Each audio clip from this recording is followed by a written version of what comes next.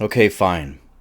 You either die a hero or you live long enough to see yourself become the villain. Okay, we are back, and we're doing a challenge tonight out of the book.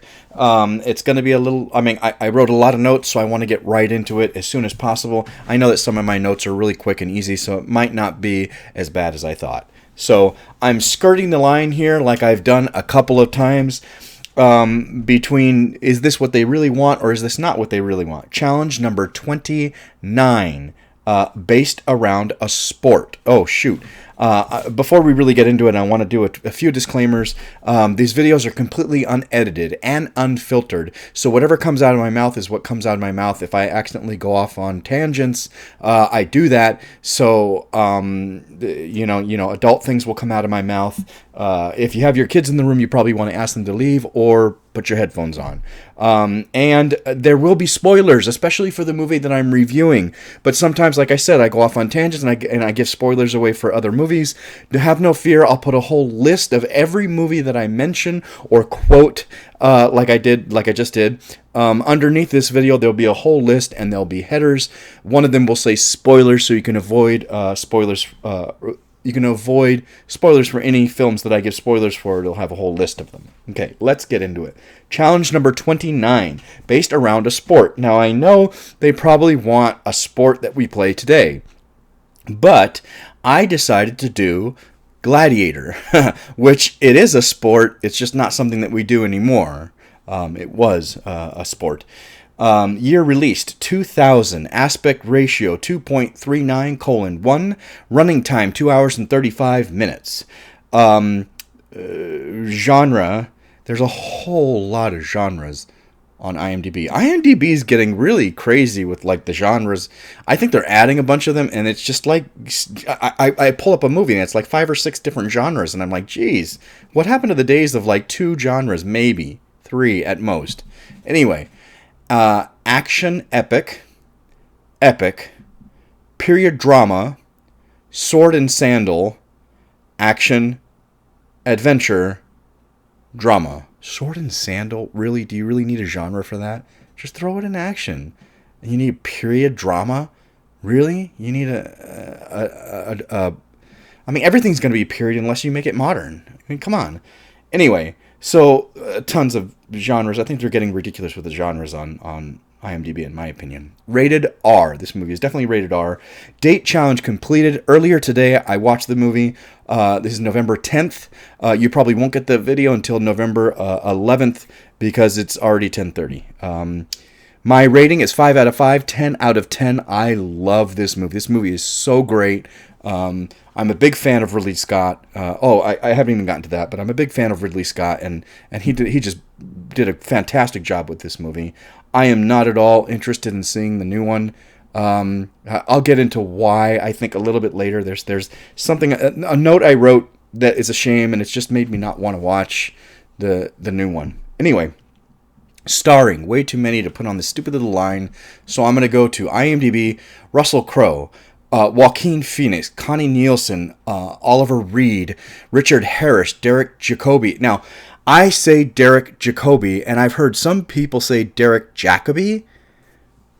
I don't know exactly how you pronounce it. I apologize if I'm saying it wrong, but to me it looks like Derek Jacobi. Digimon Honsu. Again, there's another name. Honsu, Digimon, or Digimon, Honsu. I'm sorry, I just, there's some names I'm not good with, and that's one that I'm not great with. Spencer Treat Clark, Ralph Moeller, Sven Ole Thorsen. There's just a bunch of people. Tommy Flanagan. There's a bunch of people in this movie. I love this movie. It's great. Directed by, I already said, Ridley Scott. He's fantastic. I've done plenty of his movies on this YouTube channel. I've got that picture right there from Legend. I love Ridley Scott. He's done some great films. Produced by David Franzioni, Branko Lustig, and Douglas Wick. Written by David Franzoni. Is it Franzoni? My handwriting is horrible. David Franzoni. Yes, David Franzoni. Written by David Franzoni, John Logan, and William Nicholson.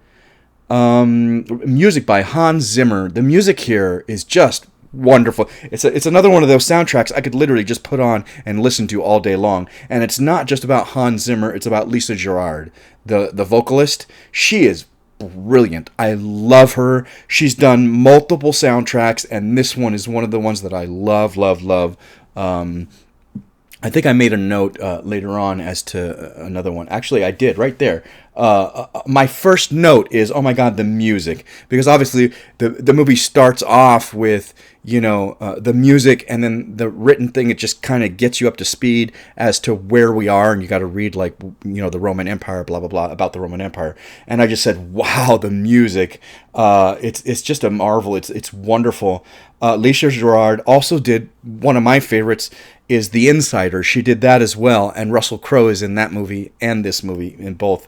But Lisa Gerrard has done, a handful of soundtracks, and she's just wonderful.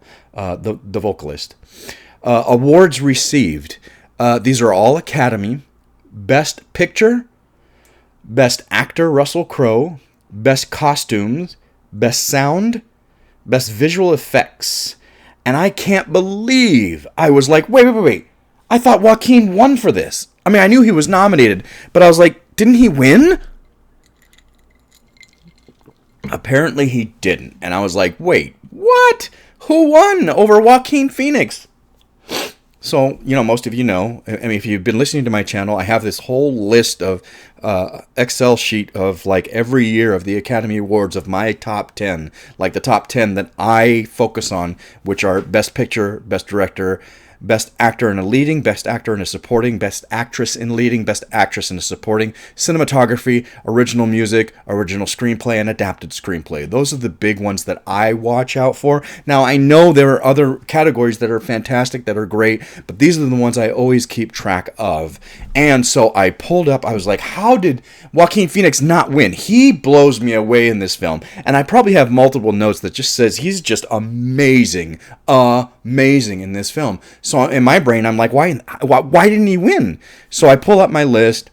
Actor in a supporting role. Okay. Benicio del Toro won for Traffic. Okay. He was fantastic in Traffic. I remember seeing Traffic in the theater and being blown away by a performance. The difference between Traffic and Gladiator is at the time, I had no idea who Benicio del Toro is, even though I had seen him in a couple of other things.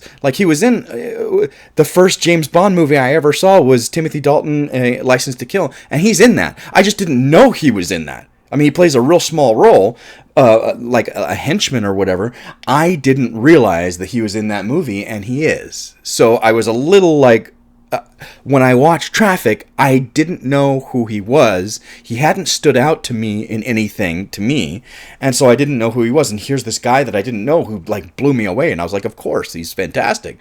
Now, did I see everything else? No, I did not see The Contender, and Jeff Bridges was nominated for The Contender. I did see Shadow of the Vampire, which was great. Now, Willem Dafoe was nominated, but I was like, why is Willem Dafoe only a supporting actor? Shouldn't he be nominated for Best Actor? Oh, okay, whatever. Erin Brockovich, Albert Finney, I did see that, and I liked it. I did not think Albert Finney's performance was on par with Benicio del Toro or Joaquin Phoenix.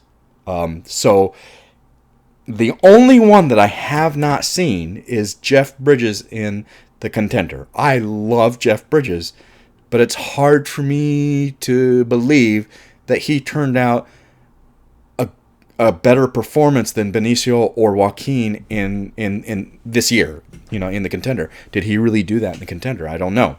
I would have to see it. But having seen the 4 of the 5, I can say, whoa, I think I would have voted for Joaquin. He blows me away. Even though I love Benicio del Toro in Traffic, Joaquin blows me away. Anyway, I was a little shocked to see that he didn't win, and so I wanted to look it up and figure out where we were. with the nominees. Why did you choose this particular film? I love this movie. And like I said, I'm skirting the line here because some people might not agree that being a gladiator is an actual sport. But it is. I mean, it meets the definitions. It meets the qualifications. It's just something we don't do anymore. And it's not something that people volunteered to do, you know. It was something that people were forced to do. And I don't have too many sports films, so it's like, what could I pick? I mean, I probably have Remember the Titans, but I haven't seen it in so long. I probably have, Rudy, which is a true story, but I haven't seen that in so long. And it's not something I really wanted to review. They're not like great films that I want to talk about. This is. So that's why I chose this one. Have you seen this movie before? Yes, I own it. I saw it in theaters. I've seen it so many times. I do have the director's version, and to be honest, I'm not sure. I don't appreciate the director's version nearly as much as the theatrical version. I've said before that a lot of times there are director's versions where once you watch it, you're like, I can't go back. I can't go back to watching the theatrical version. This is not one of them.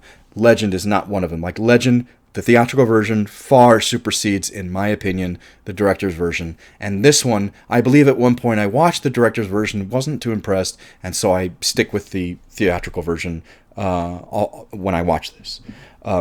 Would you recommend this film? Why or why not? Absolutely. Absolutely. You know, Ridley Scott is fantastic. He has been making films for decades, and I think he's wonderful. He's a great storyteller. I think this story is wonderful. I think it's great. And I have notes to the effect, despite what Russell Crowe constantly complained, I think there's wonderful dialogue, wonderful lines in this film. I think it's great. Which character were you most able to identify with or connect with? I took that one out. Although I don't know if I really connect with him in that way. I changed it to which character would you like to play? I would love to play Maximus. Now, I'm a big guy. I'm not as big as some of the guys in this film, but I would love to play that powerful of a character, that respectful of a character. He's such a great, he has a lot going on, a lot of turmoil. He has a lot of depths, changes in his life and stages of life that he goes through. It's just a fantastic character, in my opinion. It's not just that it's the lead. It's just he's a great character. I would love to play him. Best line or memorable quote. There are so... Okay, I was like, how do you do a best line or memorable quote?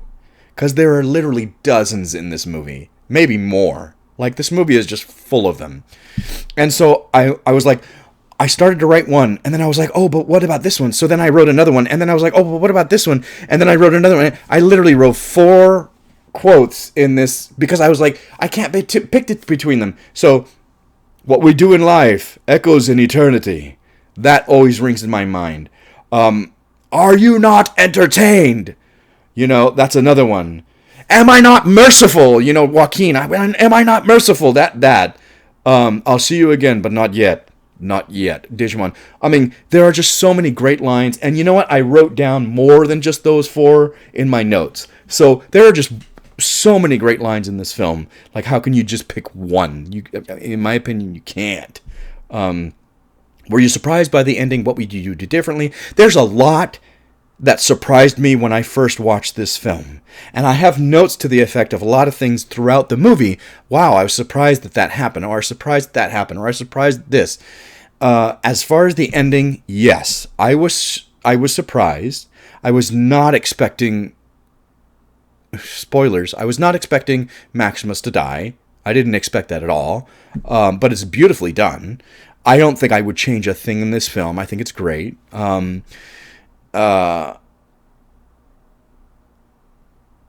Her reaction to his death is fucking amazing. Oh, I have notes to that. Let's just get to that later, because I have notes to that. How she reacts to the situation is amazing. Are you familiar with this sport? If so, how? Am I familiar with being a gladiator. I mean, they have those ridiculous gladiator TV shows, but that's nothing like it. This, we don't do it anymore. Do you have a new appreciation for the sport and those who choose to participate? And I wrote, choose? They didn't choose to participate, so nobody chooses to participate in this gladiator, this iteration of Gladiator, being in the Colosseum and fighting to the death. Anything else you'd like to say? Notes. I have plenty of notes, so let's get to them. The last little thing here at the bottom says, for the final fight in Cinderella Man 2005, I haven't seen that. For the final fight in Cinderella Man 2005, the arena was filled with 1,000 extras and 15,000 inflatable dolls. 15,000 inflatable dolls? Oh my god. Okay, that makes me want to see the movie, just to see that.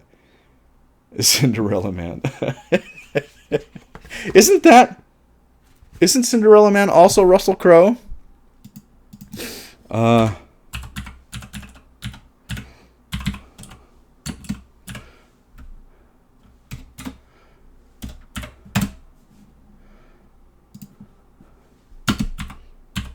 Why is it this hard to find this? Cinderella Man. Yeah, it is Russell Crowe. Oh. Okay. I wouldn't mind watching that. I got to put that on my list. Okay, let's get into the notes. Oh my god, so many notes. I have so many notes, but I think a lot of these are pretty quick, okay? I think a lot of these are pretty quick. Okay, moving on. I already did that. I love Maximus's calmness in that beginning scene when they're on the edge of battle and he's just got everybody else is kind of on edge and freaking out, and he's very chill, very calm, talks to everybody very calmly. It speaks a lot to his character that he's that focused and calm. Oh, the dirt thing. Okay, here's my note. Okay. This is one of the main reasons why I have zero interest in the Gladiator II, which literally just came out. And I'm sorry, I love Ridley Scott, but sorry, this is not something you should have done a sequel for. In my opinion, if you did a sequel, it shouldn't have been the story that you picked because it's ridiculous. I don't think that Lucius should be fighting in the fucking arena. That blows my mind that that's what you're going to do. You can put Lucius in the fucking arena. That makes no fucking sense. Zero. And then not only that, but you put Lucius in the arena and he's doing the thing that Maximus does.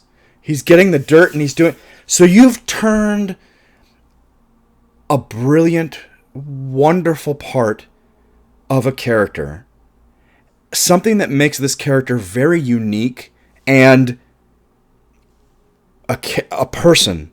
It makes him real. This little thing where he picks up the dirt and he smells it and he rubs it on his hands before a fight.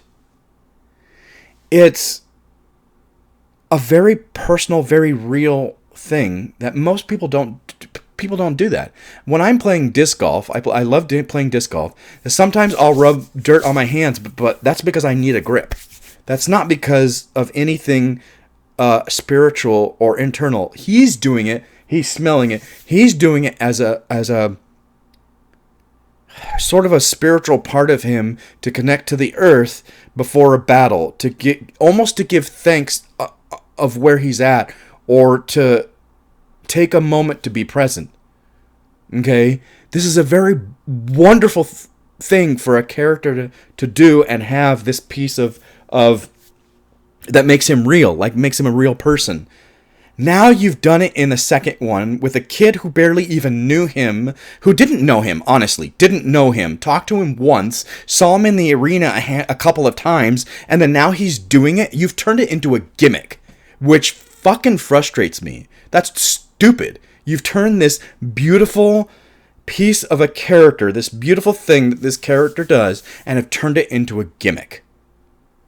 And I was in the second one, and that's just stupid. So it makes me not want anything to do with the second film at all. Lucius didn't know him. Lucius shouldn't be in the fucking arena.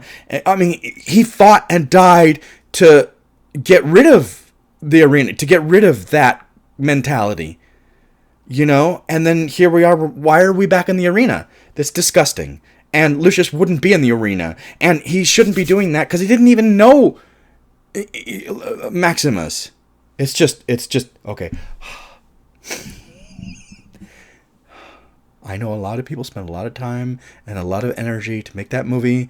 I hope that it makes money for those people. I am not interested because of that reason. Moving on. What we do in life echoes in eternity. I love that line. That line is great. When you want to get people fired up, it's hard to keep coming up with great lines. I think that the one that they gave Brad Pitt and Troy was not... It fell flat. In my opinion, it fell flat. I don't know if the line was maybe flat or if his delivery was flat. And I'm not saying that Brad Pitt's not a great actor. Fucking love Brad Pitt. He is amazing. He's done some great work. But I think that... and I think that his portrayal of Achilles in Troy is brilliant. But I think that line, whether it's the delivery or the line itself, felt flat. It fell. Not felt. Fell. It fell flat. And I just went, oh, God, that's supposed to be the motivational. You know, what does he say?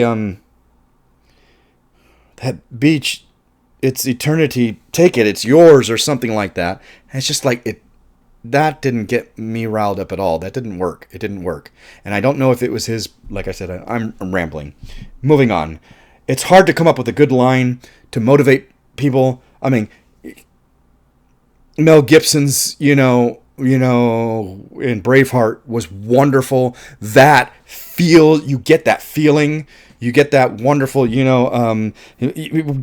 one chance to come back here and tell our enemies that they may take our lives, but they'll never take our freedom.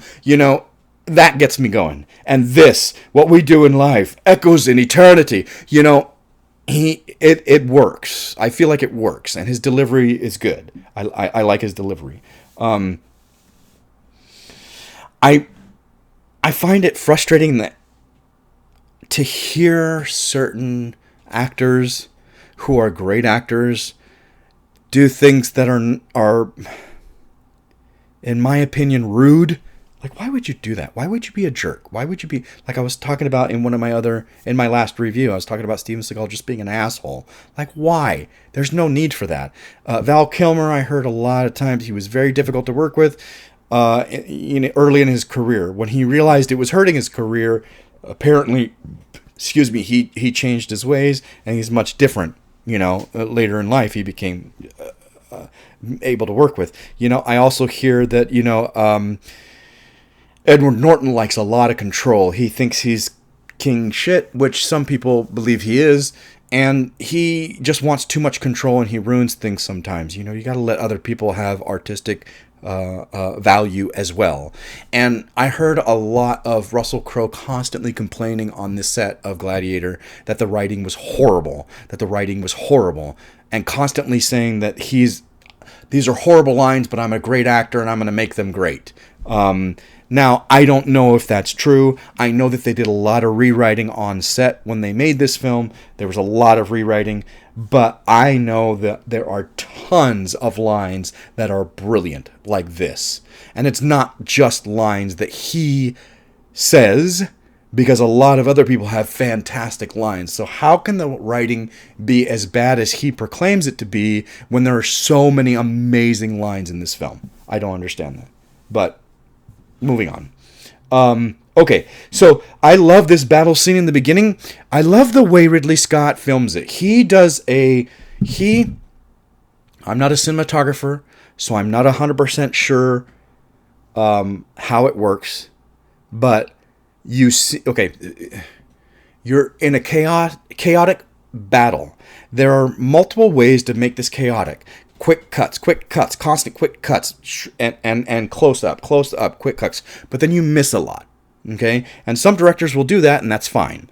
Some directors, like early Star Trek, TV show, will shake the camera. So you've got the actors doing this kind of thing, and then you shake the camera, and it looks like all hell is breaking loose. Like, literally, it looks really bad. You don't have to shake it much. Just shake the camera a bit, and it looks really good. Okay? So that's another way to do it. What Ridley Scott did here, I believe, is slow down the speed of the camera so that it looks gritty and grainy, and you catch things you wouldn't you catch things still instead of in motion. And it's brilliant. Like when you see the pieces of the dirt flying up and you're capturing the pieces of the dirt because you've slowed down the camera speed. And so you're catching those things and it looks jumpy, a little jumpy. That makes it look chaotic and movement and what a battle would feel like without having to shake the camera or without having to do all these quick cuts and inserts and things like that. So he chose to do it this way, and I love it. I think it looks great. And one of the reasons why I love Ridley Scott is because there's a lot of movies he does this in, and I think he slows down the speed to make it look like, it's really happening. And I love that look. Richard Harris, man. Richard Harris is one of those, iconic actors. He's just fantastic. I love him, and he's brilliant in this. I mean, there's so many great actors in this film. The costuming is, I noticed this time because I had written the notes in the book and was like, oh, I didn't realize it won for best costume. And I was looking at the costumes going, shit, yeah. I mean, it deserved it. The costumes were, I don't know what else was up for costume that year. It's not on my list. It's not something I pay attention to, but damn, the costumes look amazing in this film. I mean, everybody's, not just the Roman stuff. When he becomes a gladiator, and then the people in the towns, and all the costuming is really, really well done. And I noticed it this time because of that.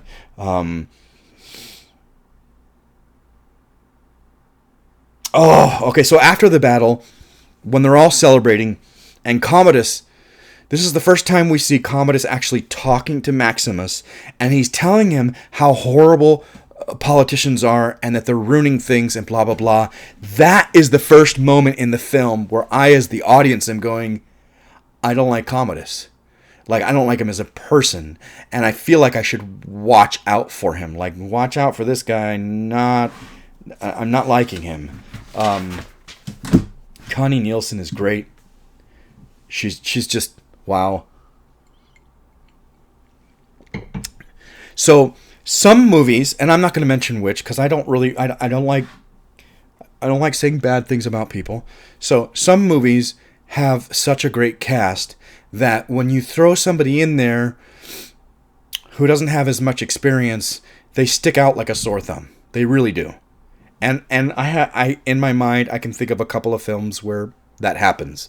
You've got such a great ensemble cast, and then you've got one person that really doesn't have as much experience, and you're going, they stick out like a sore thumb. Like, it's unfortunate.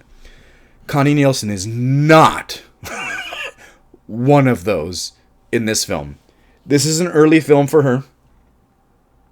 I remember seeing her in The Devil's Advocate before this, and thinking to myself, the woman is beautiful, she is, but like, her performance in that was passable. It could have been anybody.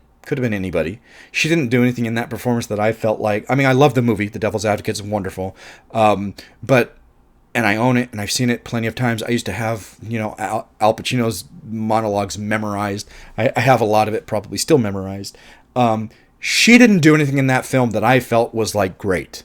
Okay? This is the first time I said, you know what, let me look her up. Because I'm like, did I see anything else? It's just, Devil's Advocate definitely stands out in my mind as something I know I've seen before I saw Gladiator. I know. So I'm trying to think of, like, did I see anything else she did before I had seen? She has a lot of credits to her name, which is good. But I have never seen any of this. And it looks like a bunch of Italian stuff, I'm going to say.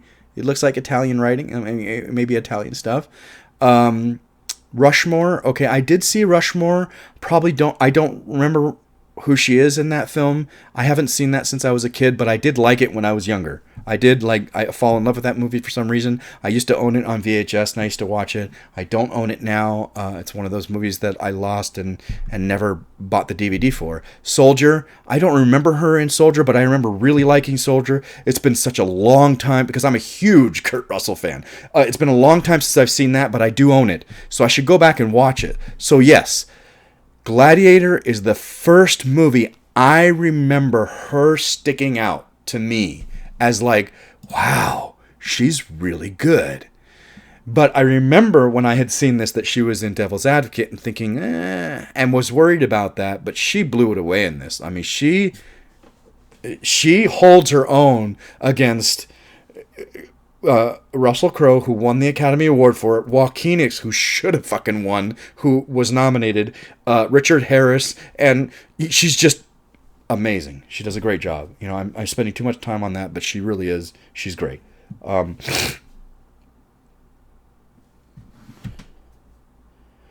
So Marcus Aurelius, Caesar, gives power. He says he wants to give, when I die, I want my powers to pass to you. He tells Maximus. I was blown away. Did not expect that. Here we are. We have that ride. There, Commodus and Lucilla are riding to the battlefield, and Commodus is saying he's going to say, they're both talking about how Dad's been dying for a long time, and he's going to say that I'm next in line. I know it. I can feel it. So I was not expecting this to happen, and I was blown away. When he turns it down, and Caesar, Aurelius says, that's why it must be you. I get it. That's another brilliant line that you don't need much else. It gets everything across. When he says, do you accept this great honor? He says, with all my heart, no, which I don't like that line. He says, with all my heart, no, and I don't like the delivery either. And he says, that is why it must be you. I think it's brilliant. It's a great line. Richard Harris does a fantastic job delivering it. Okay, I have to say, and I'm not trying to trample on Russell Crowe. I love Russell Crowe. He's done some fantastic fucking work in his life. But I think that a lot of he put some amazing energy forward in this film. And I know he put a lot of heart behind it. But I think some of his line delivery, a handful of lines in this film, fall flat for me. It feels like he's just monotone and there's no real something behind it. But then you get those wonderful lines that he does that have so much power and energy and heart behind it. So I was a little shocked when he won the Academy Award for Best Actor, because I felt like half of it was great, half of it wasn't, and I felt like Richard Harris outshined him. I felt like Joaquin Phoenix blew him out of the water. I was way more impressed with Joaquin's performance in this film than Russell Crowe. Maybe it's the character. Maybe the character doesn't have as much going on, I guess. Or he does, honestly. He does. I just think that some of Russell Crowe's line delivery does fall flat. And you can't blame it on the lines. You can't. You cannot blame it on the lines. Because you can't say that the writer gave me all kinds of shitty lines but gave everybody else great lines, because literally everybody else has wonderful lines. I just think that their performances were amazing, and his performances sometimes, I'm not saying all the time, and this is a very good example of a line that kind of fell flat for me when he said it. He's just, with all my heart, no. And I just there was nothing, I didn't get anything from that line from him. But he has other lines that are just brilliant. Whoa. So, your fault as a son is my failure as a father. Richard Harris, God. I was heartbroken. I was not reading the Harry Potter books. I didn't know much about Harry Potter. Everybody else was talking about Harry Potter. When the first movie came out, I was like, oh, this is what everybody's talking about. And I went and watched it and was like, wow, I love the movie. And I want to know more. So my brother was reading the second book, before the second movie came out, and he was telling me all the things that was happening, and I was like really excited because I had gotten really excited after the first movie and wanted to know what was going on. So he's explained to me what's going on. I mean, he didn't say word for word, but he was telling me a lot of the things. So I knew the story when the second movie came out, and the second movie for me, Chamber of Secrets, just like, I still can't watch it without falling asleep. I'm sorry, I just can't. And I think it's because I already it held no magic for me, the movie, because I already knew everything that was happened, almost everything, like, because my brother had told me. So I was like, I set my mind right then, I'll never ever read a Harry Potter book without watching the movie first, without falling in love with the movie first. Okay? But then Richard Harris died. And I loved him as Dumbledore. And was like, oh no. I was heartbroken when he died because I know him from so many things. I'm going to do a review of another movie of his soon. So, I mean, he's done a lot of stuff. I've seen him in a lot of films, and I just was like, what? And his performance in this is, he doesn't have a lot of screen time. Maybe about as much screen time as Digimon Hunsu, maybe even less. Maybe even less. But he shines. He is just fantastic, you know. Another one is the Count of Monte Cristo. He's barely in it for a couple of minutes. But his character is burned in my memory because he's so wonderful. He just, someone you just want to watch, Richard Harris. He's just great.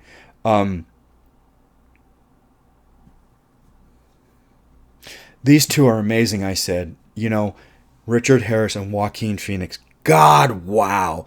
Like, just watching this scene with them, the performance, the amount of disappointment and just crushed in Commodus's face when he's told, and you see the tears coming and he's trying not to react. It's just, whoa. I mean, Joaquin Phoenix blows it out of the water in this movie, like really does. And it's like, why were they more focused on Russell Crowe? That's just such a shock to me. Anyway, just brilliant. I can't believe he didn't win. Was not expecting him to kill his dad. I was shocked about that. Wow. But I guess it didn't surprise me at that point. This early on in the film, I was shocked that it happened. I was shocked that the story went there. I was not shocked that the character did this. And that's hard to separate. Okay? But to me, when I watched it, I was shocked that the story went there. And just was like, oh, of course. That's what that character would do. I would butcher the whole world if you would only love me. Like, that is a problem right there. That's just a problem that you said that. He says, just that you said that is a problem for me. That's it. Steve Martin. Just that you said that is a problem for me. So, yes, just that he said that is the epitome of why your dad is not about to give you his power. I would butcher the entire world if you would only love me, he says. Really? Really? That right there is why you can't be Caesar. Why he tells Maximus earlier, Commodus is not a moral man. He cannot be Caesar. He must not rule. He cannot rule. He must not rule. You know, that's why he said that. I mean, that line is I love when Connie Nielsen slaps him. She knows. She doesn't say, but she knows. After the death, after the, whatever. She slaps him. She goes to leave, and then she turns back. Like, it's just a real quick. And then she kisses his hand and Hail Caesar. What a performance. Like I said, Connie Nielsen really turns it up in this performance from her, or, what I had seen her in previously. She absolutely holds her own against these guys. Great other performances in this film. She holds her own. She turns out just as great a performance. The frost, sometimes it makes the blade stick. I love when he gets away. It's a great scene. I love that he gets away, how he gets away. Of course, now they use that as a gimmick in other films now, and it kind of sucks. It was like a cool thing that only happened in this movie, and I was like, that's cool. But now, of course, they use that in other films. I think it's fucked up that they killed his family. Like, it wasn't enough that Commodus said, kill him because he doesn't want to be on my side. He doesn't want to rule with me. He doesn't want to be on my side. But if you believe you are Caesar now and they're going to do what you say, and you believe that Commodus is dead, what need was there to ride all the way to Spain from Germany, ride all the way to Spain to kill his family? That's just fucked up. Wow. And that speaks a lot to who Commodus is. Like, that's just disgusting. Lisa Gerrard. Okay, I put the note here. Lisa Gerrard, the title Sorrow. The song title. When you get the soundtrack, there's a track called Sorrow. And that's the part where he finds his family. And they're dead. And he's... Oh my God. That is one of the best pieces of the entire soundtrack. She definitely is. Her voice in that, her vocalism is the epitome of sorrow. And I don't know, I'm assuming that Hans Zimmer wrote that, but her performances, it hits the mark. Djimon Hounsou is beautiful. Oh, he is beautiful. Like, okay, in my life, I don't know what it is, but a lot of times I like extreme things. I like the cold. I hate the heat. Anyway, Djimon Hounsou, the color of his skin is gorgeous. Like, I'm just like, I'm not sexually attracted to him. I'm not sexually attracted to Russell Crowe either. But Djimon Hounsou's skin is just gorgeous. That insanely extreme dark colored skin. Now, of course, we call it black, but it's not black. It's a really dark brown color. But the depth of the color it's gorgeous. And when I know the first couple of times we see him in this, he's full of dirt and you can't really see it. But if you watch something like later on in the film in Gladiator, when he's oiled up or greased up or got sweat all over him, you see the depth and the gorgeousness of his skin color. If you watch The Island, God, he is just, in that movie, he is sexy as fuck. Now, I'm not sexually attracted to him. There are a lot of people that I'm not sexually attracted to that I can still recognize, God, you are sexy. And Djimon Hounsou in The Island he's got this tight, black shirt on all the time. The angles they use, the insanely beautiful dark skin. It's just like, Jesus, like Djimon Hounsou is just gorgeous. And I love that he can act. I mean, he's a really good actor. Oh, anyway, okay, moving on. The maggots. I've always known that about maggots, that they only eat dead flesh. I've always known that. And so maggots have never really bothered me before. I know some people freak out and they use it in horror movies to freak people out, and that's fine. It never bothered me.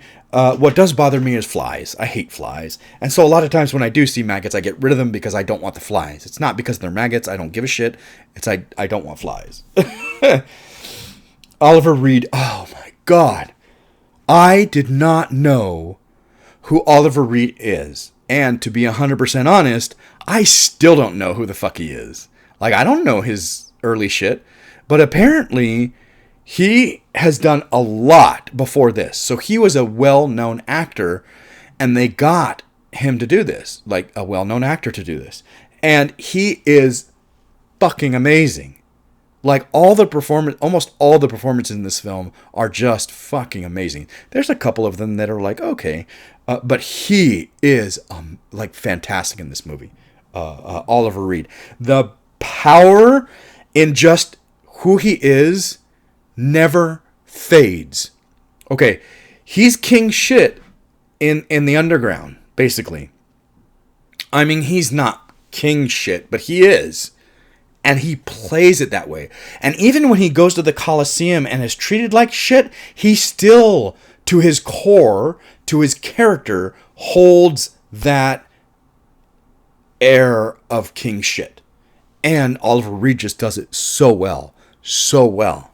I love it. His line delivery is beautiful. I don't think he says a thing in this film that I'm like, why did he say it like that? I mean, his line delivery is wonderful. I think he's wonderful in this film. You sold me queer giraffes. What? Just that's in the film? How can you say this is bad writing? That's hilarious. That's great. Queer giraffes? I never would have thought about that. That's hilarious. When he's by... when he goes to the slaves and he's like, these slaves are rotten, and he's like, I'll give you 1,000. He's like, 1,000? The meeting alone is worth 2.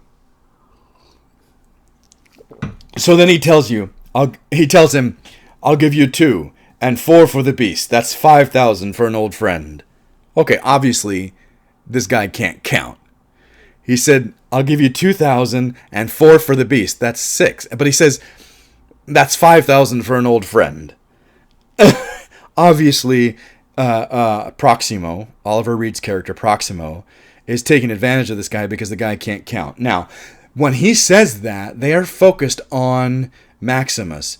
Maximus, I wonder, does he know? I mean, obviously he can hear. Does he know that he just, lied to him about how much it was? And the guy took it. He doesn't give... His expression does not give any hint that he knew. No smile, no hurt, no smirk, no nothing.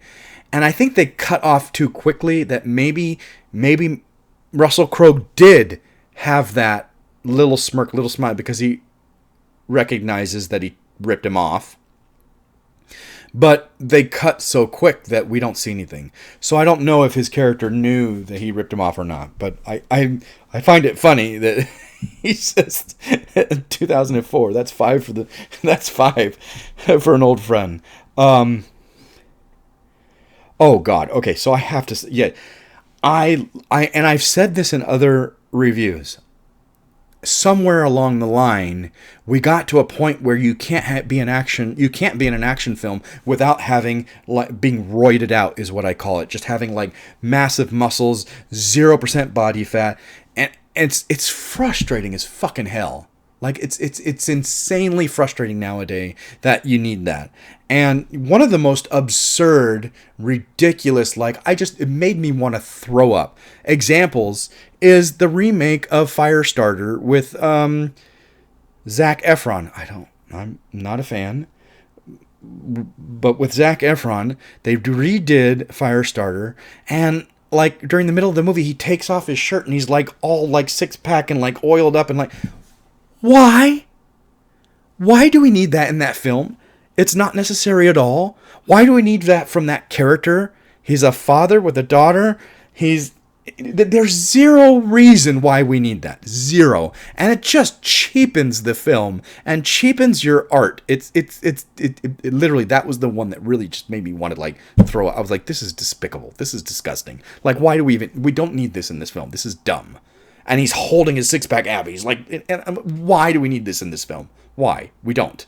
So I appreciate and I love the fact when I watch Gladiator, an Academy Award-winning film, an Academy Award-winning performance, a highly revered general, a highly revered gladiator, and he just looks normal. He has not even close to a 6-pack. His arms are not defined whatsoever. He is just a normal guy. Now, if you look at Russell Crowe today, he does not look like he looked in this film. Because he was much younger and thinner, but he was not. He was not at all. I'm trying to think of Chris Evans in Captain America. He's not Chris Hemsworth in Thor. He's not that. He has a very normal body, and he is the badass in the film, and I love that. I love that. Why can't we have more of that, and show that men can be normal? People can just be normal and still be outstanding. Have a normal body. I'm sorry. I should phrase that differently. Men can have a normal body and still be outstanding. And yet we've lost that in Hollywood now. You can't be outstanding unless you have an outstanding body. And I think that's stupid. That's stupid. And so I appreciate this movie for that. Spaniard? They call him the Spaniard? But what kind of... Okay, I don't remember. Is Russell Crowe Australian? Where is he born? New Zealand. He's New Zealand. Okay, so he's from New Zealand.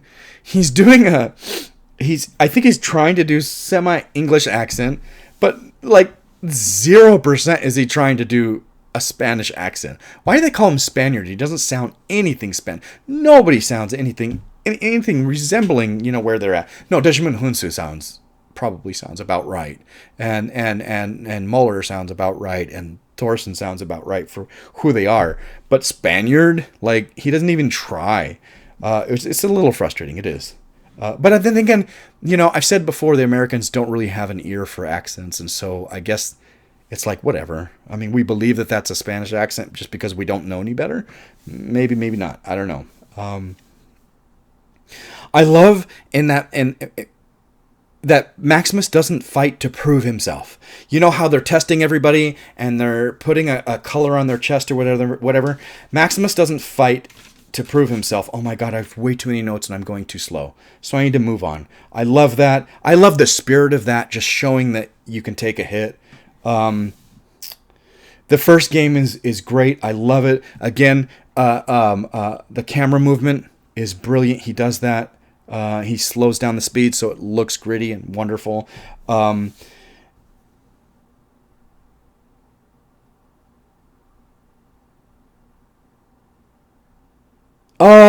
dumb. No. This is before we get to the Colosseum. No, I'm talking about the first fight he does at all. The very first fight. The very first game.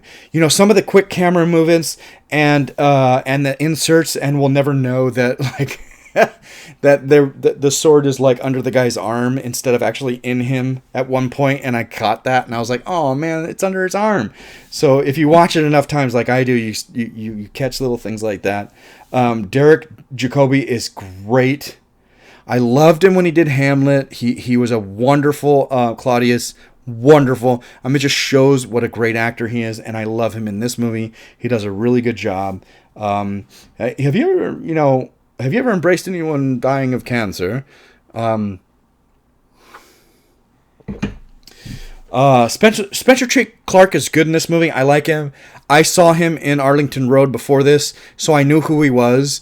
I mean, he does a good job. I mean, he's a kid actor, and for a kid actor, he does a really good job. I love the first Senate meeting, like I was saying. Have you ever embraced anybody dying of cancer?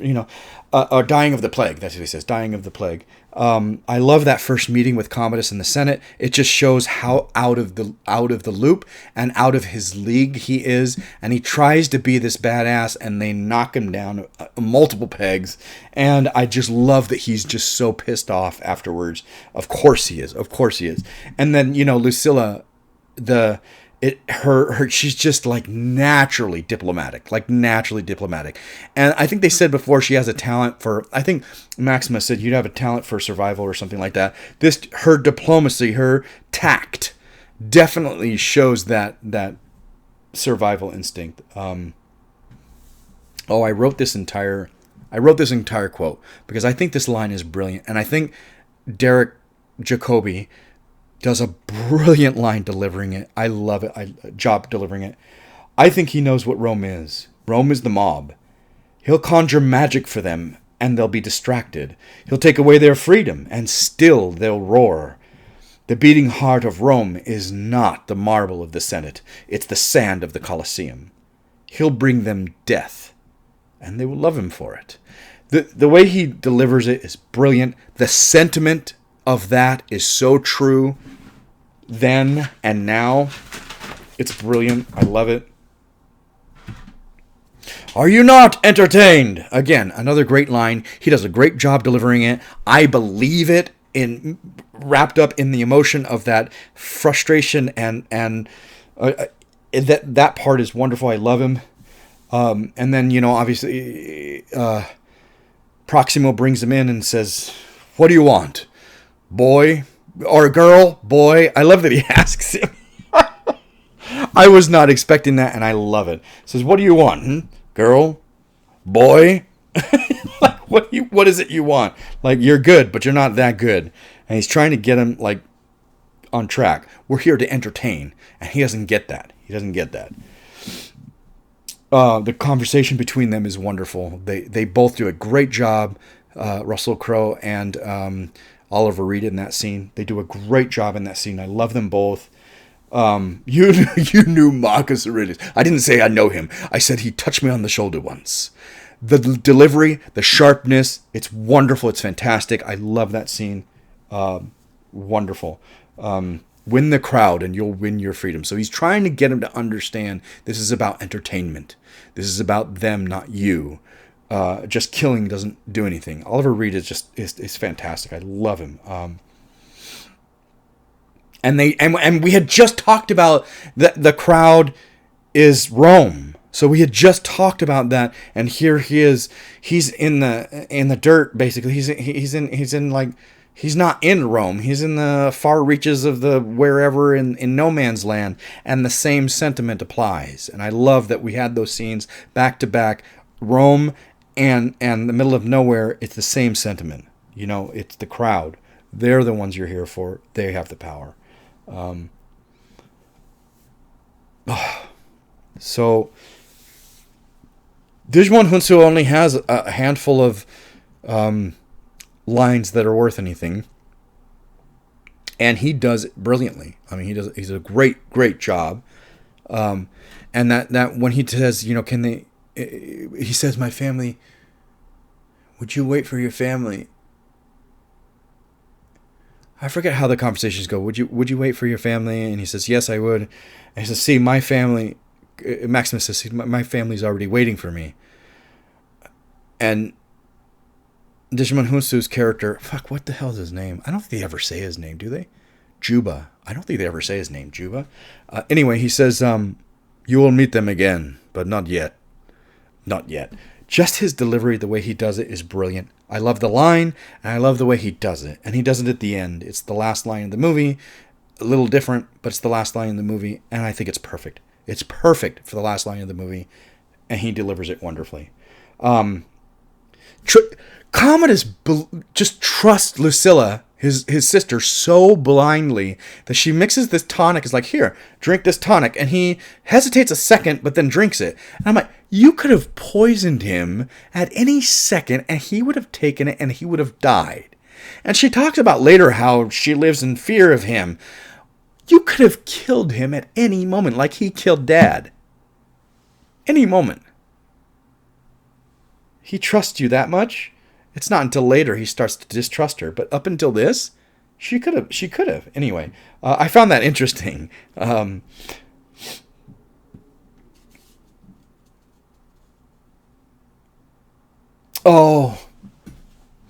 love that quick little scene between Lucius and Maximus before he fights at the Colosseum.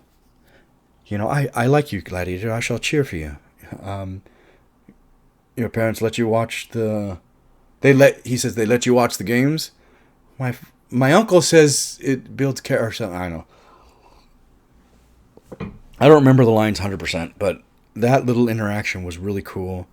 I like the emotion behind it. I like that they put that in there between man and boy. It was really neat. and then his like, oh shit, Lucilla might be around here, and she'll recognize me. That was neat. Here it is. So the first fight at the Roman Colosseum is brilliant.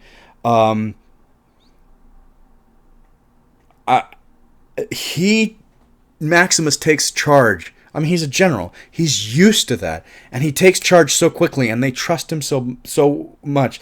It's such a great, quick hierarchy that happens real quick. I love that they win, even though they weren't supposed to. Like, they're basing this game off of a historical event because they expect them to lose. But then when they win, I thought that was kind of cool that they were like, wait, again with the camera speed, like I was saying before, again with the camera speed. I love they used a lot of that in this scene.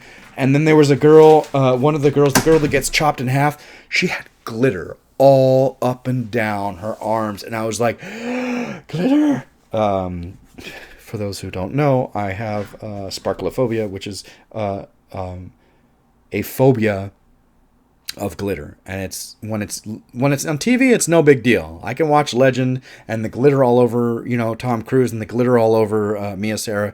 I can watch it and be okay with it because I know it's not going to be on me. But if it's real life, I can't. It's involuntary, and I can't. So I guess I never really realized before that woman, because that scene goes so quick and it's so much action going on, that I didn't realize that she has glitter all over her arms. Gold glitter. Did they even have glitter back then?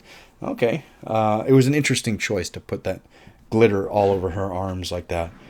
I love that part when I guess his name is Juba, Digimon Hunsu, throws Maximus the sword while Maximus is on the horse riding by and grabs it. It feels like such a simple thing, but that is not an easy thing to get right. And I wonder how many times they had to do it before he caught it. And just the way it happens, the movement of the sword is just a brilliantly caught moment on film. And I just like, yeah. And I just love it. It's just badass. I love it. I think I'll meet him. It blew me away. Like I said, there's a lot of things that shocked me in this movie. It blew me away. Like his first game, the first time Commodus sees this gladiator play in the arena, he meets him. He wants to meet him. I was just like, whoa. But I guess, we're like an hour or something into the movie. I mean, we got to move the movie along. We got to move the story along.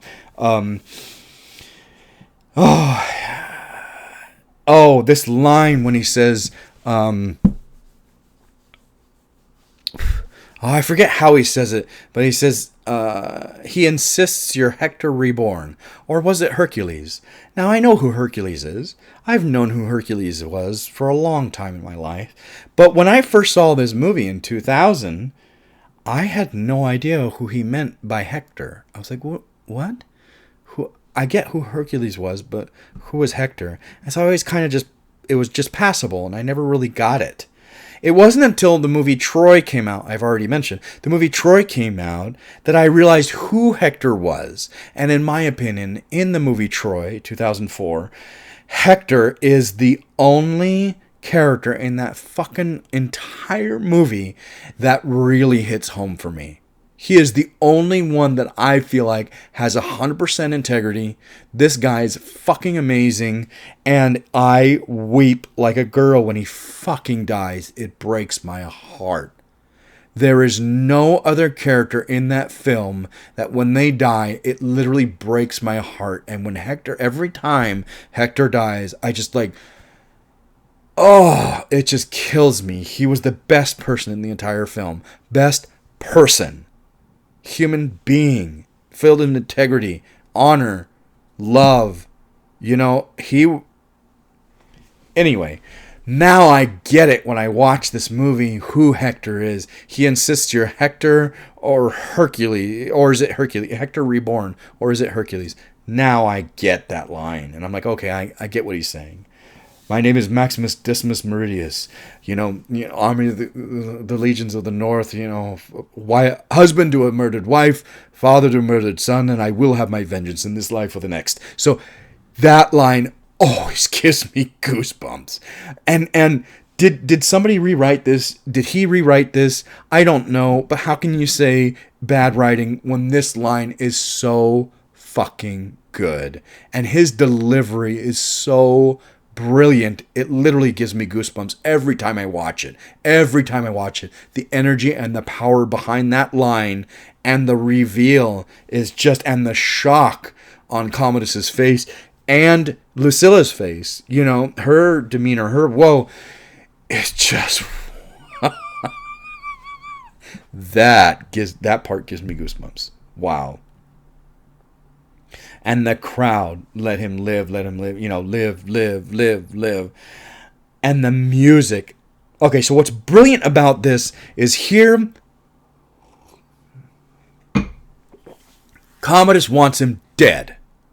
The crowd disagrees vehemently, and they start cheering, live. It's not just that. But then the music turns, and you hear this dangerous edge. And the music is brilliant because it's telling you, here's a turning point. Here's a turning point. Ooh. Tension. And then himself. And then do I do it? Do I not? Do I do it? Do I not? It's just... Commodus has no choice but to let him live. If he were to kill him, he would lose all respect. And there may even be a riot. And it's brilliant. I mean, this is the whole basis of the movie. It's wonderful.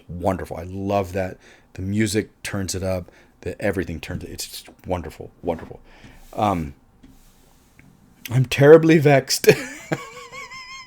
That next scene where he's signing shit and he's still alive. He shouldn't be. I'm vexed. I'm terribly vexed. Just it makes me laugh because one, they got the better of him. And then it's also brilliant and funny at the same time that he's just like, he's so out of it. Can't believe this is happening. But also so burning up inside and how to express that, but doesn't know how to express that. And so that performance is great. He does a fantastic job there. How can, if they don't respect me, how can they ever love me? Commodus is always trying to get people to love him. Always. What do I do to get you to love me? What do I do to get the people to love me? What do I do to get my sister to love me? What do I do to get my father to love me? He's always trying to make people love him, and that's not how it works. That's just not how it works. And it's so sad to see him try so hard to do this. And it's something that he needs, but he'll never get because he's trying to make it happen. And it doesn't work like that.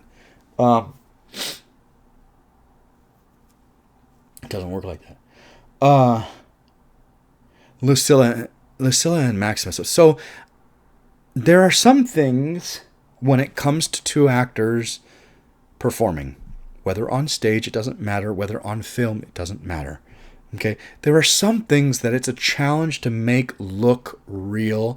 And those of us who are actors can see, wow, that just doesn't look real at all. There may be people out there, absolutely, who are not actors who can see it too. But I'm an actor. I've always been an actor. I'm a lifelong actor. I always will be. So I can only speak from my point of view. And as an actor, I can see certain things just don't look real. It doesn't look right. You didn't capture it right. When Lucilla goes to see Maximus and Maximus is mad at her and grabs her by the throat, I do not believe that is a real throat grab. It doesn't look real. He doesn't have any pressure on her. She's not restrained. Nothing. Nothing about it looks real. And I just went, ugh. But that is a hard thing to do. I've seen other actors, same thing, act like they're choking, but they're not. They don't really have the hands on, but the person is choking, but it's not, you can tell it's not real. Because you can't really choke. Actually, some actors will go choke me. Do it. Make it look real. When I was Tybalt in Hamlet, I told, I forget his dad's name right now, but I told the actor who played him, I said, slap me. Fucking just slap me. because there's a point where he's supposed to, get mad at him. He's smacked. And I said, just fucking slap me. I don't care. I know it's going to happen every night. I know it's coming every night. Just do it. And the reactions we got from the crowd was worth it. And it was a loud slap. It was a slap. And this guy was bigger than me. He had a hand bigger than, I was a kid. He had a hand bigger than my face. And when he slapped me, it sounded great. The audience reacted perfect, and it was better than anything that we could have done as okay, act like you're slapping me, act like you're slapping me. So there are some actors out there like me that said, just do it, just make it look real, just do it, and I will figure out how to make it look real on my end. Just do it. Anyway, that part I always noticed that he's not grabbing her throat. He has his hand there, but he's not grabbing her throat. Today I saw a slave become more powerful than the Emperor of Rome. I love that line. And that's the epitome of this whole storyline. And she just says it. And it's like, yes. And I love her delivery. I love that line. But also equally as wonderful. Probably one of my favorite lines out of his mouth. One of the lines that I hear in my ear every time I think about this movie. Have him kill Commodus. I love that. He wants what you want. Well, have him kill Commodus. That I feel his delivery in that line. I feel his desire for vengeance, revenge, whatever you want to call it. I feel it when he says it. And I feel like that. I feel like I could do that too. Like I feel right there with him. And it's just one of the best lines he delivers in this film. One of the most, as the audience member, I feel it. Okay, 2 more pages. Sorry, 110, 2 more pages. What does it take to break a man's character? What does it take to turn a man? Because, we just got this scene. She says, I knew a man, better than... I forget her line. But he says, your brother did his work well. That man is dead. Your brother did his work well. What does it take? Every person is different. Every person is absolutely different, but what does it take to push a man over the edge? What does it take to change him from who he was? I have broken every law I swore to uphold, and I am content that I have done right. It's that line. It's the essence of that line that I have broken every law I have sworn to uphold, and I'm content that I have done right. It's the epitome of that. Where is that turning point? And obviously, Maximus feels like he has reached that point and gone beyond. Now, we find out, we watch the rest of the movie, we find out, no, he was not past the point of no return. But he felt like it. In that moment, he absolutely felt like he was point of no return. I love that we get this little chuckle. Now everybody knows who he is. We get this little chuckle about General, and he gives him the food, and he thinks it's poison.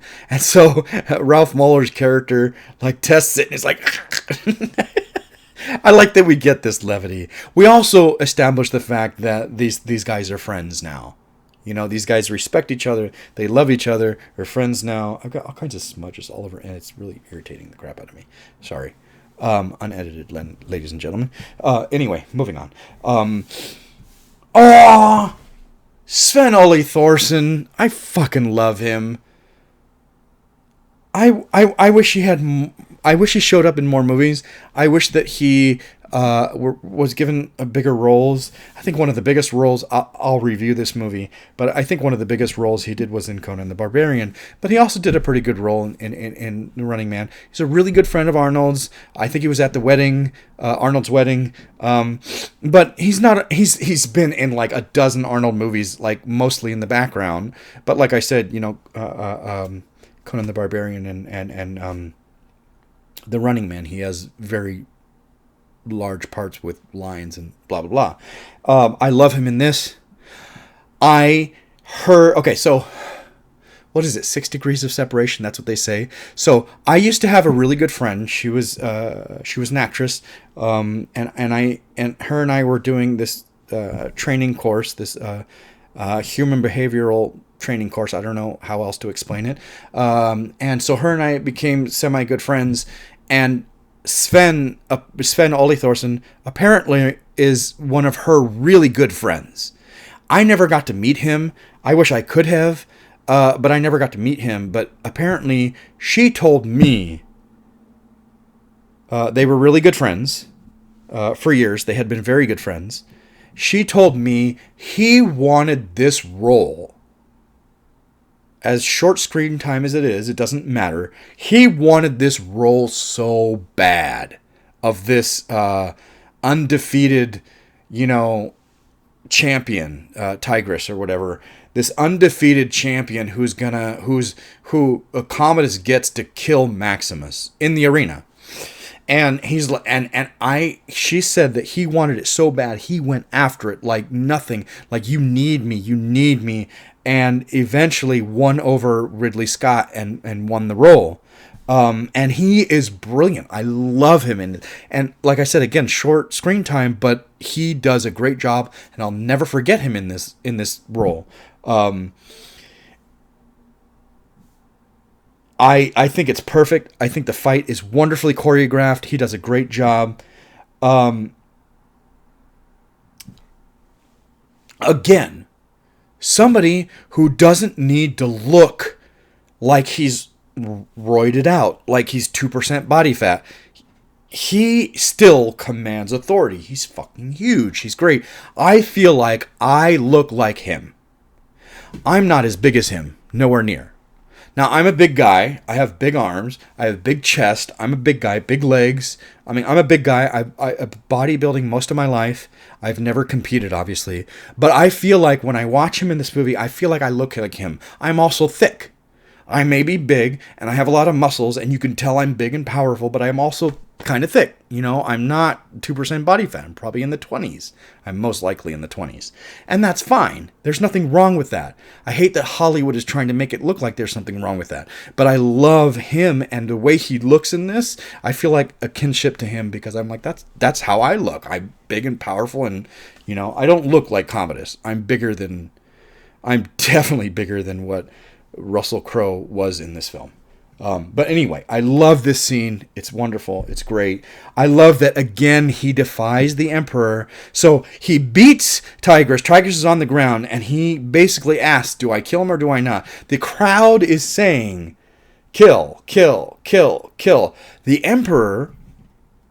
Okay, this is brilliant, okay? This is more brilliant than you think. Which is why I'm calling attention to it. So he asks the Emperor silently, basically, the crowd is yelling, kill, kill, kill. Again, Commodus feels like he has no choice. He has to side.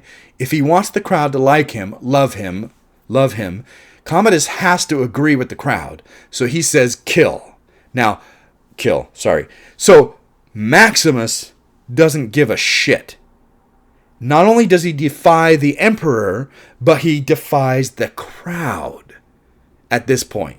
Now, everybody's saying that the mob is Rome. The crowd they have the power. They've given you the power. He defies the Emperor and the crowd at this point. And what happens? They love him for it. Commodus the Merciful! Yeah! It's brilliant, because he's not trying to get anybody to love him. He's being him to the core, and they love him for being him. It's fantastic. You just won't die.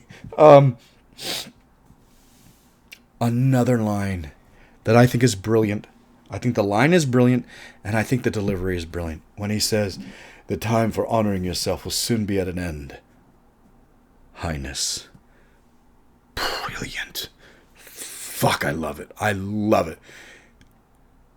He's not giving over power, and yet he's still, in his power, Maximus is still able to bow to him and say, Highness.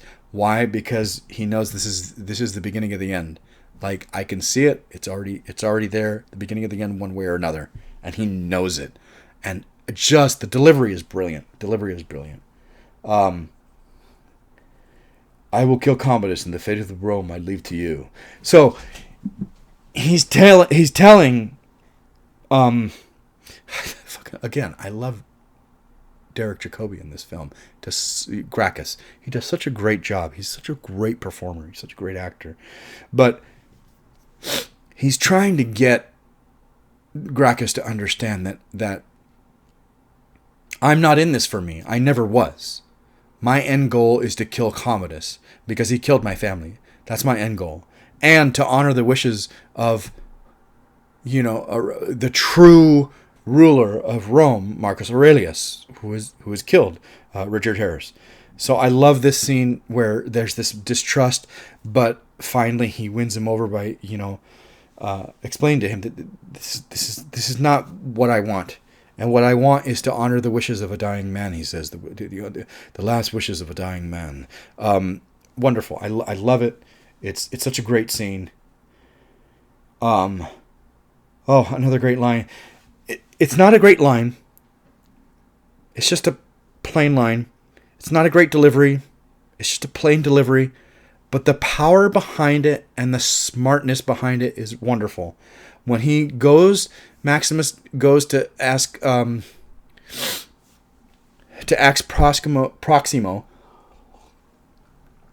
for his help to escape. And he's like, I'll kill Commodus. He says, why do I want that? Commodus makes me rich. And he says, as he's leaving, he says, he killed the man who set you free. Nothing special about the line, nothing special about the delivery, but the revelation is gorgeous. Like, and that's the turning point for Proximo. Wonderful. I love it. That's when he starts to, wow, I don't want this person, here. The kiss between Lucilla and Maximus. Now, I don't know how to feel about it. I was hoping that we were going to get a movie. There are so few movies without the sexual energy. I was hoping to get through a movie without that because I have my own issues with the fact that, I've been single for far too long and I feel like nobody wants me, and that's my issue to deal with. But when they throw it into the movie, a lot of times I'm just like, can we just not do this? Can we please just not do this? A lot of times it's just, Eraser. When I saw the Eraser in theaters in 1996, and I was like, fuck yeah. Finally, we get a movie, a lot of action, a male and female lead characters that are going through all kinds of shit and get really close to each other, and it's not sexual. There is zero sexual energy between them, but still they get that close. And I was like, oh, finally, why can't we just have that instead of this ridiculous, for no reason, having this sexual energy that doesn't make sense? Now, I'm not saying I don't like sexual energy that does make sense. I will review a movie at some point, one of my favorite movies, The Terminator, where I agree with it and love it. And I'll talk about it. I'm not going to talk about it here. But there are, so when it makes sense, I agree with it and I love it. Here, I didn't need it. And so but I didn't need it. To me, it didn't really make sense. But they explain it in a way where I'm like, okay, I kind of get where this is. I kind of get it. They had dated before. Dated. They don't say that, but they did. They kind of dated before. They were a thing before. She went her way. He went his way. They both had their own families. He no longer has his family. And so that energy is there, and that kiss is not completely out of the blue and completely unfounded. At least it's not sex. If they would have gone all the way to sex, I would have been like, oh, we don't need that. We really don't need that. But the kiss was okay, and it created an intimacy between them that was maybe needed, maybe not. I get it. And I was like, okay, move on. Okay. Spencer Treat Clark's one fantastic, amazing line that just, I love every time he does it. Love it, love it. I'm Maximus, the savior of Rome. I'm Maximus, the savior of Rome. Oh my God, the like as the audience, I'm like, you said that in front of Commodus, and Commodus's reaction, I was like, oh shit. I'm laughing inside and like, oh shit at the same time. Wonderful line. I love that part. That's great. And then that moves on to like one of Joaquin's most brilliant scenes, most brilliant performances in this film is when he quietly threatens Lucilla with that little tale about, who was it? Emperor Claudius. That little tale. Oh my God. I still can't believe, I said this so many times. I still can't believe he didn't win. I still can't believe he didn't win.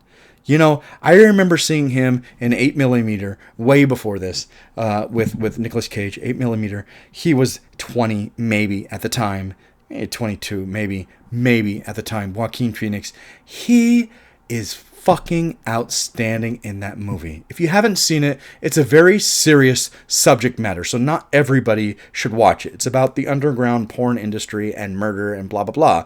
Okay, I'm not gonna. That's you watch the preview. I'm not giving anything away. You watch the preview. That's what it's about. That's what it's about. Period. So I'm not giving anything away. I'm just saying his performance blows me away. You can see in this 20-something-year-old, 20-year-old Joaquin Phoenix, you can see the makings of a brilliant actor who can turn out a performance like this, who can turn out a performance like Joker, who just blow people away. And you can see it as early as 8mm, and him just the rawness of his acting and the realness of his character is just whoa. I can't believe he didn't win this. I can't believe he didn't win this. Anyway, I was a little surprised when I was not surprised that Proximo dies. No. I was surprised that Proximo doesn't fight back when those soldiers come to kill him. He accepts his death. Yes, he says, we mortals are but shadows and dust. I get it. I get that he knows that he's mortal, and at some point he's going to die, and being human is just a part of his experience. I get he knows that. But the fact that he didn't even try shocked me. I was like, wow, the spirit of a man who won his freedom in the arena, was a gladiator and won his freedom in the arena, didn't even fight back. And I found that a bit of a shock. I was shocked. I was also shocked when this movie shocked me a lot. I didn't expect it to go in certain areas a lot of times. And when Maximus is captured, I was like, whoa, I was expecting him to get away. I wasn't expecting to go that way. Okay. So he gets captured. Well, okay. What's going to happen now? Again. Jesus. Okay. So let's go back. It bounces back and forth. Let's go back to Joaquin Phoenix just being fucking amazing and not take an hour on it. But am I not merciful? That scene is also...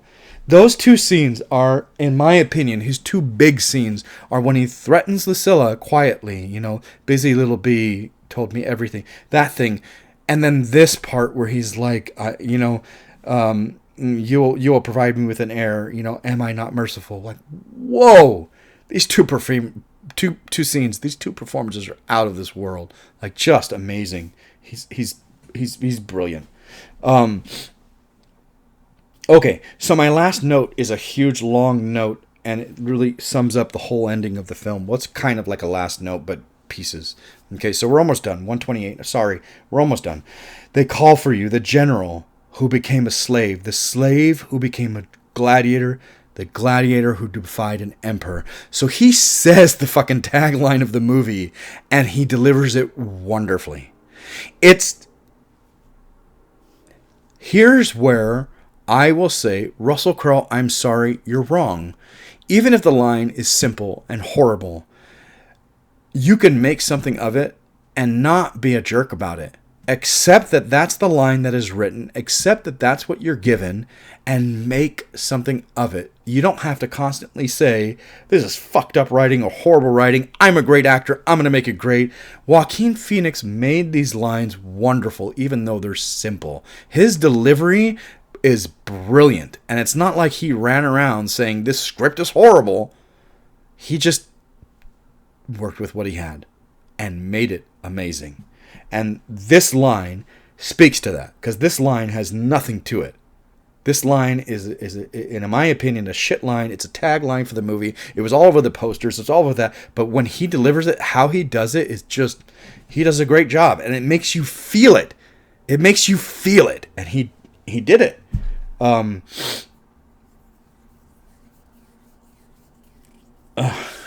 I knew a man who said death smiles at us all, and all a man can do is smile back. Brilliant. Brilliant line, brilliant delivery, and the revelation of, I wonder, did your friend smile at his own? You must know you killed him. It was his father, you know? This whole interaction between them two is wonderful. Wonderful. They're both great in this scene. I love them both in this scene. And I love the cat and mouse back and forth. It's really well done. Even wounded, even mortally wounded. So you have to think about this. It's not just a wound that Commodus does. He doesn't just wound him, because in the whole fight, Commodus doesn't wound him ever again. So that wound is the wound that kills Maximus within a half an hour. He's dead within a half an hour. I'll say half an hour of life, you know. So that is a mortal wound that he gives him. And even with a mortal wound that he gives him, Maximus still just beats the shit out of Commodus. That makes me laugh. That makes me laugh. You weren't even in the same hemisphere as him. You were nowhere near his ability, his capabilities. The choreography in this last fight.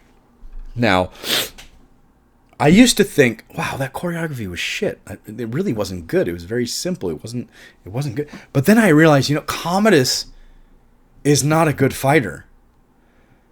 To make a great, like Troy, I keep bringing up Troy. I don't know why. They have a very similar feel, I guess. I keep bringing up Troy. So the fight between Achilles and Hector in Troy is fucking amazing. One of the best choreographed fights that's just, and the energy behind it, they do it so well. That is a brilliant, tense, amazing fight. The choreography is just wow. This is not even a fraction of, I mean, just nothing. But I have to understand that Commodus is not Hector, is nowhere near Achilles, and is not Maximus. He's not a good fighter.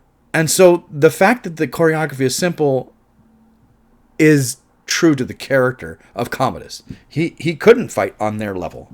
The knife, you can see the knife bends. It's rubber, and that's an unfortunate thing to capture on film, and that's what you have to show your final product. And you're like, oh man, if you watch close enough, when they're struggling and he's got the knife, when they've both got it, you see it bends, and it's just rubber. It's bent, it's rubber, and then he stabs him with it. The crowd is shocked that Commodus is killed, and I'm like glad, as the audience, I'm glad he's killed. And so the audience in the arena and the audience watching the film are having two completely separate reactions to the same situation, and it's really cool. I like that. It's really neat. So the visions that Maximus starts having, because he's borderline dead, and he's borderline passing, and the visions that he's having, and the music, again, Lisa Gerrard, God, wow, oh God, thank you. It's heartbreaking. And the performance is wonderful. How he does it, how he comes out of it is Wow. Okay, if you want to talk about an amazing performance, amazing subtle performance, when Russell Crowe is in the vision, and I forget who it is calling to him, Maximus, Maximus, and he comes out of it. Watch him come out of it. Rewind it. Watch it again. Rewind it. Watch it again. Gorgeous. He is literally there. And when he breaks out of it, you see him like, whoa, and like come back to life and like, where am I? And he takes a second to figure out where he is, and then he's Maximus again. You know, that performance is amazing, and I love that shot. It's just, and okay, so I made the note earlier in the book. Here's where I'll talk about it real quick. When he falls and dies, when he's literally a second from dying, seconds from being dead,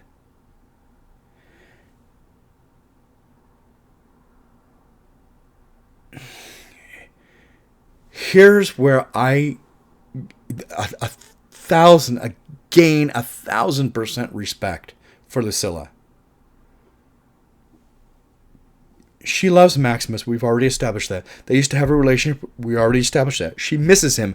We already established that. We already had that kiss between them, which I wasn't sure was right or not. Here's where I appreciate that kiss and her decision. She could have easily been like, hold on, hang on, grabbed him, hugged him, kissed him. She could have easily, any character could have done that. Any other movie could have done that. What is her choice? What is Lucilla's choice? And it brings a tear to my eye every time. No kidding. I cry every time when she decides to say, and without thinking of herself, selflessly, she says, go to them. And it breaks my heart. It's just like beautiful. She knows he's about to go. He loves his family. She loves him. But what's important now is him. He's going. And she makes that decision to be selfless. It's about him, not her. And that decision, just like 1,000 times respect for her. Like she's just that character, Lucilla. Just when she says go to them, and it's just wonderful choice, wonderful writing choice, wonderful directing choice, wonderful choice. She performs it wonderfully. Connie Nielsen, just I love her for that. The Hamlet carry-off. I don't know if you know that or not, but that's the Hamlet carry-off where you soldiers carry him out of the. It even happens in the play. Yeah, it happens in the play when they carry him off. It's a very famous thing. I appreciate that they did that. I don't think they ripped it off. I felt it appropriate here.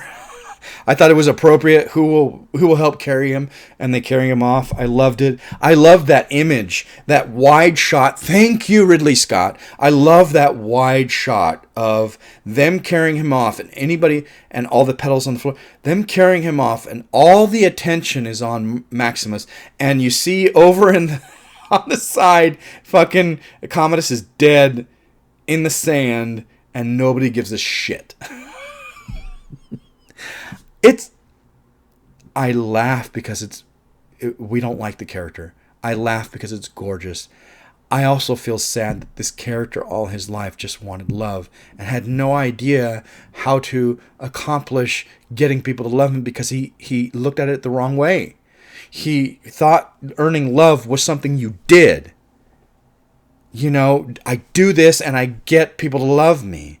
And it's sad to see a character, especially if the character were real, someone to be like that. That's not how it works. That's not how it works, buddy. Give and take. Love. Law of attraction. And anyway, moving on. And then the wonderful last line of the movie. I will see you again, but not yet. Not yet. I love that Digimon Hutsu has the last line. I love that it's that line, and he delivers it wonderfully. And it just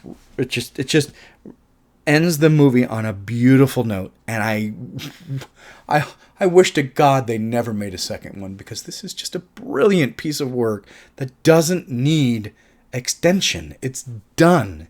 It's gorgeous. It's brilliant. Academy Award winning. It's done. And to do a second one, in my opinion, is just ugh. And the music is just, you can't recreate lightning in a bottle. There's certain things you just can't do again. And I feel like you cheapen it by trying to do something. Oh God, Joker. Let's not go off on a tangent. Joker was gorgeous. The fact that they tried to do a second one is just stupid. The fact that the second one is a musical is just even worse. I have zero interest in seeing that. Zero interest. Why ruin a beautiful piece of work like Joker, like Gladiator, with cheapening it with a sequel? No, just leave it and move on and create something else as wonderful. Fucking Alien was amazing. Ridley Scott didn't do a second one. Somebody else did. I'm not saying Aliens was bad. I'm not. I'm just saying somebody else moved on. You move on. You created a beautiful piece of work. Move on. Legend, you created a beautiful piece of work. Move on. I know that that's not as revered. I love it.